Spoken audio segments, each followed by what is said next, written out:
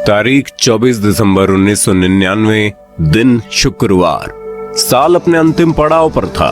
आने वाले नए साल को लेकर सारे यात्री बेहद खुश थे और अपने स्वदेश लौट रहे थे। क्रिसमस का त्योहार भी करीब था। विमान 34,000 फीट की ऊंचाई पर थी और तकरीबन 30 मिनट बाद लैंड करने वाली थी। तभी प्लेन में कुछ लोग बंदूक और धारदार हथियार के साथ खड़े होते हैं और प्लेन को हाईजैक कर पायलट को प्लेन लाहौर ले जाने को बोलते हैं। जरा सोचिए उन यात्रियों पर क्या बीती होगी जो अब लैंडिंग के इंतजार में थे। तभी रूह तक दहला देने वाली घटना घट गई।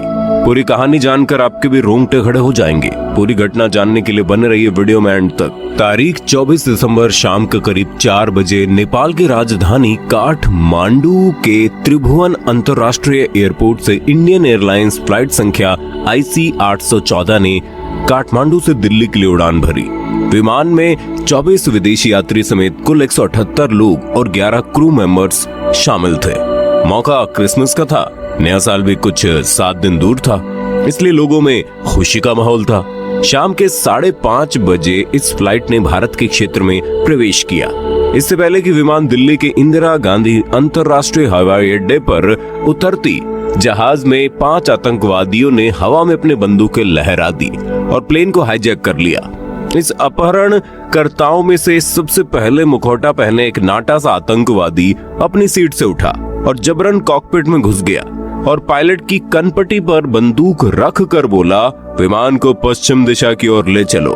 इधर दूसरे आतंकवादियों ने विमान में बैठे बच्चों को बड़ों से अलग कर दिया और उनकी सीट बदल दी। साथ ही लाल मास्क पहने ग्रेनेड, पिस्तौल और चाकू से लैस अन्य 4 आतंकवादी विमान में अलग अलग जगह तैनात हो गए। आतंकवादियों ने विमान के कॉकपिट में बैठे पायलट से विमान को लाहौर ले जाने के लिए कहा। कैप्टन ने बड़ी चतुराई के साथ कहा, विमान में लाहौर जाने जितना ईंधन नहीं है। तभी कैप्टन देवी शरण से एक आतंकवादी ने पूछा कि विमान में कितना तेल है, ये दिल्ली के अलावा कहां जा सकता है। इसके जवाब में उन्होंने कहा कि मुंबई और अहमदाबाद तक। ये सुनते ही दूसरे आतंकवादी ने कहा कि विमान मुंबई जा सकता है तो लाहौर क्यों नहीं, तो इसके पास ही है, वहां क्यों नहीं जा सकता। फिर विमान पश्चिम दिशा की ओर एक अनजान मंजिल पर मुड़ गया। इस समय तक भारत सरकार को ये नहीं पता था कि विमान का अपहरण हो चुका है। बड़े चतुराई के साथ कैप्टन शरण ने आतंकवादियों की नजर से बचते हुए एक इमरजेंसी बटन दबाया। इससे भारतीय ट्रैफिक कंट्रोल रूम समझ गए कि विमान IC 814 का अपहरण हो चुका है। जल्दी ये जानकारी भारत सरकार को दे दी गई। इधर कॉकपिट में कैप्टन आतंकवादियों से इस बात पर उलझ रहे थे कि विमान पाकिस्तान न ले जाया जाए। कैप्टन विमान को भारत से दूर पाकिस्तान नहीं ले जाना चाहते थे। ये किसी भी कीमत पर भारत में कहीं भी उतारने को तैयार थे। वहीं पाकिस्तान भी इस बात को लेकर काफी चिंतित था कि हाईजैक भारतीय प्लेन उनके क्षेत्र में नहीं उतरना चाहिए, इसलिए लाहौर में उतरने की इजाजत नहीं दी गई। साथ ही उसने अपने विमानों के लिए अपनी हवाई सीमा भी बंद कर दी। कैप्टन को इसका फायदा मिला। इन्होंने विमान की गति 40% तक कम कर दी ताकि विमान को जमीन पर उतारने में समय लगे, जिससे पायलट को आतंकवादियों से बात करने का कुछ और समय मिल जाए। वे चाहते थे कि विमान को या तो दिल्ली या तो अमृतसर में उतारा जाए। इस समय तक विमान में तेल भी काफी कम हो चुका था। जल्द ही विमान को किसी एयरपोर्ट पर उतारना जरूरी हो गया था, वरना ये विमान कभी भी क्रैश हो सकता था।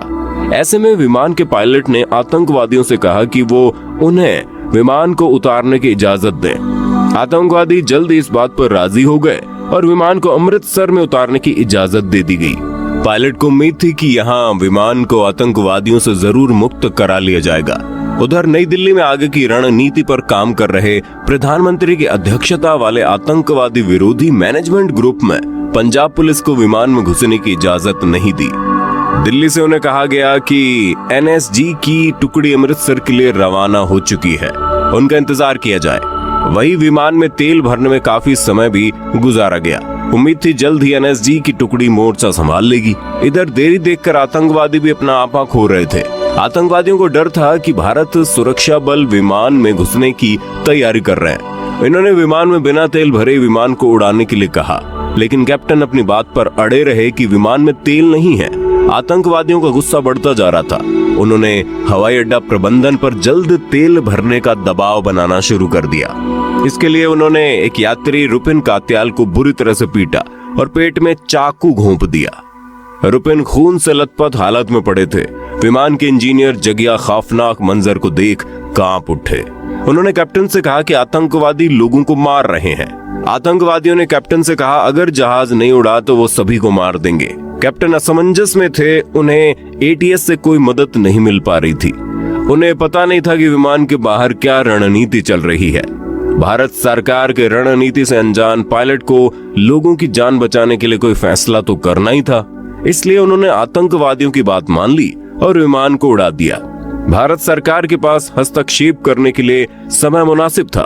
भारत सरकार विमान को अमृतसर में ही रोक कर यात्रियों की रिहाई पर बात कर सकती थी, लेकिन ऐसा नहीं हो सका। इससे पहले कि सरकार कोई कार्रवाई करती, 1 घंटे से भी कम समय में विमान लाहौर के लिए उड़ान भर लेती है। बहरहाल विमान के अमृतसर से उड़ते ही भारत सरकार के पास से अपने लोगों को बचाने का और आतंकवादियों को मार गिराने का बेहतरीन मौका हाथ से निकल गया। अब रात हो चुकी थी और विमान भारत की सीमा से पाकिस्तान की सीमा में प्रवेश कर चुका था। पाकिस्तानी सरकार किसी भी तरह से इस विमान को अपने यहाँ उतारने के लिए तैयार नहीं थी। उन्होंने विमान को मार गिराने के लिए चेतावनी दी, लेकिन इन आतंकवादियों पर इस चेतावनी का कोई असर नहीं हुआ। इन आतंकवादियों को रोकने के लिए लाहौर एयरपोर्ट ट्रैफिक कंट्रोल ने एयरपोर्ट पर नेविगेशन और रनवे दिखाने वाले सभी लाइटें बंद कर दी। इससे विमान को लाहौर में उतार पाना और भी मुश्किल हो गया। इधर विमान में ईंधन लगभग खत्म हो चुका था। ऐसे में पायलट विमान को ज्यादा देर तक हवा में नहीं रख सकते थे। इसलिए उन्होंने जहाज की इमरजेंसी लाइट जला दी और उसे लाहौर एयरपोर्ट की ओर मोड़ दिया। उन्हें लगा जब लाहौर हवाई अड्डे का रनवे है, लेकिन जब जहाज काफी नीचे आ गया तो पता चला वो एक रोड है। ऐसे में जहाज को तत्काल ऊपर ले जाया गया। इधर लाहौर एटीएस को समझ में आ चुका था कि जहाज को उतरने की अनुमति नहीं दी गई तो क्रैश हो सकता है। तो लाहौर एटीसी ने रनवे की लाइट जला दी और जहाज को सुरक्षित नीचे उतरने दिया।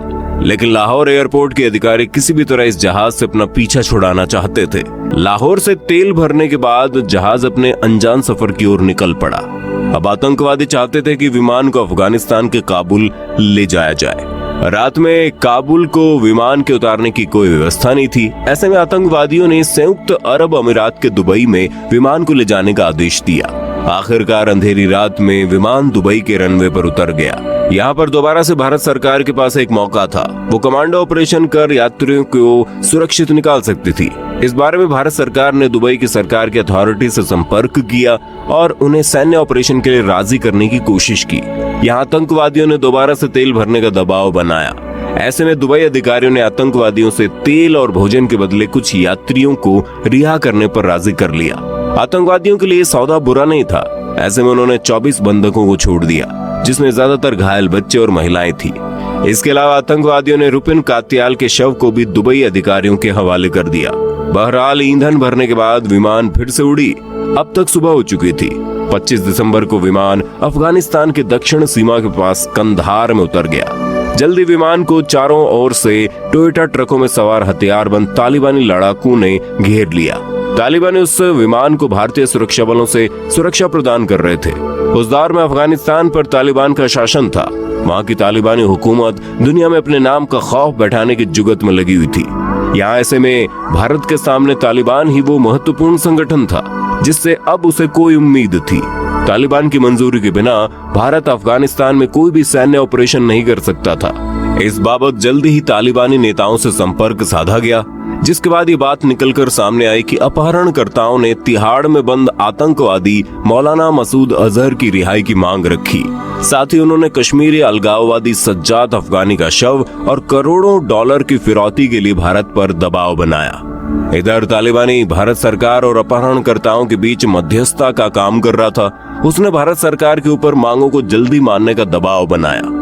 इधर अपहरणकर्ताओं से रुपए और शव की मांग छोड़ने की गुजारिश भी जल्द ही अपहरणकर्ताओं ने सज्जाद अफगानी के शव और रुपए को लेने की अपनी मांग को छोड़ दी। हालांकि वे अभी भी मौलाना के साथ 35 अन्य आतंकवादियों की रिहाई चाहते थे। हालांकि अभी तक तालिबान केवल विमान को सुरक्षा प्रदान कर रहा था। आखिरकार अपहरणकर्ता अपनी कुछ मांग से पीछे हटे और बंधकों को छोड़ने पर राजी हुए। तत्कालीन राष्ट्रीय सुरक्षा सलाहकार ब्रिजेश चंद्र मिश्रा के अनुसार तालिबान और अपहरणकर्ताओं के साथ बातचीत के बाद भारत सरकार सभी बंधकों की रिहाई के बदले 3 उग्रवादियों को छोड़ने के समझौते पर राजी हुई। छोड़े जाने वाले 3 खूंखार आतंकवादी हरकतुल मुजाहिदीन का सरगना मौलाना मसूद अजहर था। दूसरा आतंकवादी लंदन स्कूल ऑफ इकोनॉमिक्स में पढ़ा ब्रिटिश नागरिक और मसूद अजहर का कट्टर चेला उमर शेख उर्फ अहमद उमर सईद शेख था। इसे कश्मीर में विदेशी नागरिकों के अपहरण के आरोप में गिरफ्तार किया गया था। और तीसरा आतंकवादी अल उमर मुजाहिदीन आतंकी संगठन का मुख्य कमांडर मुश्ताक अहमद जरगर था। विमान को अपहरण करने के 8 दिन बाद 31 दिसंबर को सभी 3 आतंकवादियों को पहले दिल्ली फिर विशेष विमान से कंधार ले जाया गया। कंधार पहुंचते ही सभी आतंकवादी एयरपोर्ट पर खड़ी गाड़ियों से रवाना हुए और इधर आतंकवादियों ने IC-814 के सभी बंधकों को छोड़ दिया। तो ये थी कंधार विमान हाईजैक के अपहरण की कहानी।